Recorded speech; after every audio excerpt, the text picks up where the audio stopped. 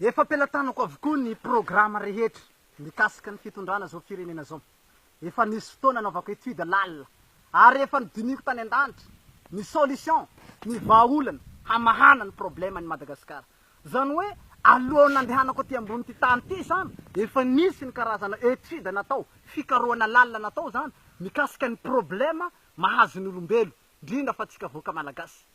Rehefa hitako tao anatin'izay fa zao dolo ny problème atsika, zao ny problème mahazo atsika, zay zao vao nidina tia hamaha zay problème zay. Ary inoako tsara fa tsy misy olo mahavoavaha ny problème ny Madagasikara raha tsy zao tenako iraka Andriamanitra zao ihany.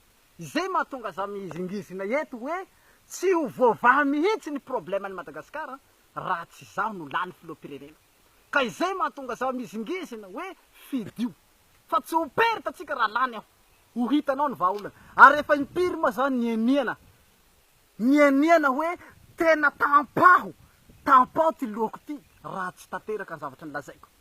Rehefa zaho lany filoham-pirenena.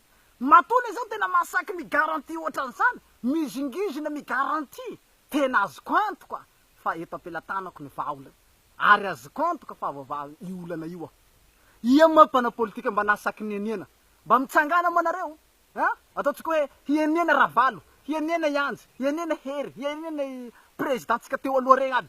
Mba miasa mienina moa nareo hoe tapako lohako ty, mba mitenena ohatran'izany moa ravalo, rahery, rahanjy hoe tapako lohako ty raha tsy tanteraka koa zavatra teneniko.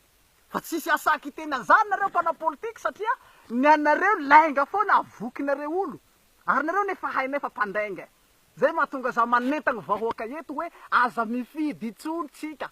Ary aza manaiky mihitsy hifidy mpanao politika.